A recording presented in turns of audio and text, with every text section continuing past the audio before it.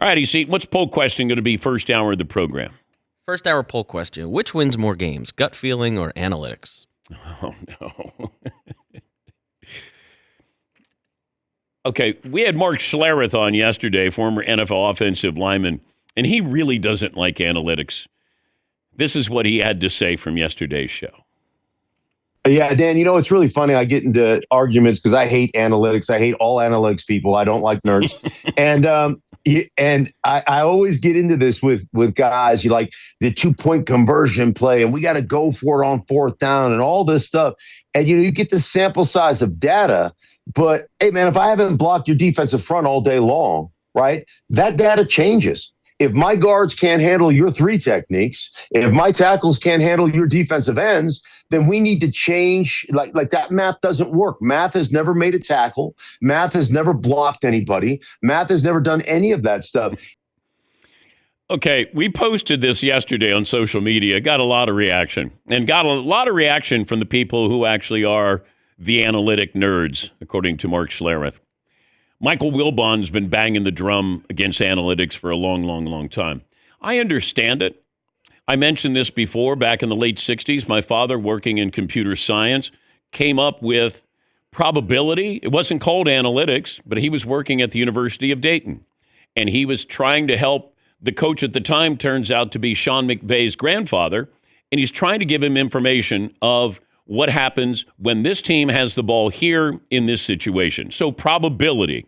And he was feeding information into a computer, giving out the probabilities to the head coach. So it's been around a long, long, long time. It's just we started to call it analytics, and I think that bothered people almost as if, oh, you're better than us. Oh, you're smarter than us. Oh, you went to Harvard. Oh, you went to Stanford. Well, they're just looking at the game. Same with baseball, same with basketball. The analytics say shoot the 3. The math says shoot the 3. Baseball, go for a home run. Okay, there's data, and people have spent a lot of time, years and years and years, to come up with the data. Now, do I side towards gut? Yes, because gut is in the moment.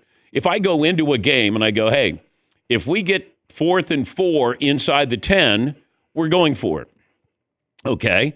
And I do believe, with Sean Payton going for it on 4th down, and in the moment I said just kick the field goal, he's getting a lot of blame because of that. But I think the analytics show, from what I was told, the analytics say go for the field goal there. He went against analytics. So I don't know. And once again, I haven't followed it that closely with the analytics, but there were a couple of reports that said Sean Payton went against the analytics, kicked the field goal. But in the moment, backup quarterback, and then you had analytics experts who said, wait, you don't think we factor in that it's a backup quarterback or the weather? Or I don't know how it changes. When a snowstorm comes in, how do you change the analytics to give that information to the teams in real time? So now all of a sudden I got a backup quarterback. I got an offensive line that can't protect my quarterback. The Patriots' defense is a whole lot better than we thought. I got snow, I got wind, and you're going to tell me in real time that you're going to come up with analytics there. I understand going into the game, hey, we're not going to go towards Christian Gonzalez. 3rd and long, we're not going in his direction. Okay. But what if he's, got a banged up ankle or something? Or maybe he's limping a little bit. Maybe my offensive line isn't as good as we thought against their defensive line. We don't have the time to be able to throw deep. It just feels like there's so much. It's a fluid topic, and I think that we kind of get bogged down on, analytics says, here, let me look at my sheet. I can look at that sheet. It's like when, Tony La Russa did this, the smartest man in baseball history, or so I'm told. Hey, we got this matchup. The analytics say this. All I know is there are managers who get fired because of analytics. Go back to Tommy Lasorda with a gut instinct to put Kurt Gibson against Dennis Eckersley. That analytics would have said, are you crazy? But Tommy brought up Kurt Gibson against one of the greatest closers of all time, and he hits a home run. So there's a gut feeling that should be attached to this. I understand analytics, and I'm fine with it. I just don't like when I see a coach look at a piece of paper and go, we're going for it. Yes, Eaton. Part of the reason that I think people don't like analytics is because we only notice them when it doesn't work. And the reason that we don't focus on it when it does work is because coaches take credit for the brilliance. No coach has ever been like, hey, Coach Gutsy called again. Yeah, I just, I looked at the sheet and that's what it told me to do, so that's why we did it. No coach is ever going to say that. Instead, they're going to give you 45 seconds on what a genius they are for, you're right, I did do that, even though they really looked at the sheet and it said go for it or don't go for it. But when it's wrong, it's like, the analytics did it, so, yeah. Well, that's when I dialed up something. You know, when you go with your gut feeling, we dialed. Analytics is always really, because it's gotten you to the AFC title game so far, the analytics. But no, can't do whatever. Yeah, Paulie. Going back to the 4th and 1, we did this post yesterday, and a few different people who worked in analytics broke it down. And they said it was a medium recommendation, not a heavy recommendation to go for the field goal. They said it was really close.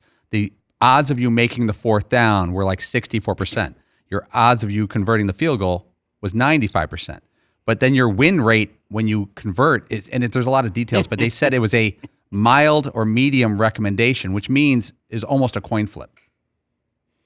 It wasn't like you must do this. The analytics say you must do this. It was more like just over 50% you should do this. Yes, Todd. They have other responsibilities, but to me, a head coach or manager largely has to do with decision-making or decision-making abilities. So why don't we just have some kind of machine like we're going to do with balls and strikes? If a coach is just going to rely on what they spit out in a computer, and that's a big role of a coach or manager to make decisions, and you're basing it on non-human things, then what's the point? Then just have some kind of they called computer. a timeout. Sean Payton called a timeout to talk about it. Here's the thing I don't know, and maybe somebody in analytics can help us. And that is, if you have data on a 4th and 1 inside the 15, doesn't the defense have the data that you have on 4th and 1 inside the 15? Right? Don't they cancel each other out? And then it comes down to gut? But I'm all for exploring these things. I'm not a math guy. My father was. But I still think there's value to it. I think that sometimes it can be, we hold on too tight to it with the analytics. I think you got to coach a game. And in that moment, Sean Payton should have kicked the field goal. I don't care what analytics said. I would have called a better play is what I would have called. It was a terrible call because I don't want my quarterback rolling right. So now I've cut off half the field. The Patriots obviously knew what was coming. They got 2 defenders who came in scot-free. And it was going to be intercepted, almost intercepted. So aside from the 2 defenders who came in and the DB who was going to intercept it, I guess it was a good call. Yes, Todd. At the risk of sounding ignorant, do these coaches in their ears, in the limited time that they have, unless they call timeout, on every play they're getting some kind of feedback, or it's just select situations about going for 2 or kicking a field goal? That's a lot of information while you're trying to manage everything else to be told. Well, no, you're not. Analytics is part of your play sheet. Analytics will give you all of that information that you have it before the game. It's not like in the moment, because even then, you're discussing this and you can say, what's the analytics say? I would say to my team, what's the analytics? And then they would say, all right, and you look at your flip chart. But even that doesn't account for every situation. Someone gets hurt during a game or weather changes. You can only do so much preparation with all the highlighted different colors that you see them holding and blocking their lips with. Hey, it's your coach who made the stupid call. I know, believe me. And they lose by 3 points, of course. And you could do the math on that. Analytics. Paulie, check and see if there's a woman named Anna Lytics. All over it. Yeah, just, she's probably having people, man, I hate analytics. What did I do to you? Very cerebral.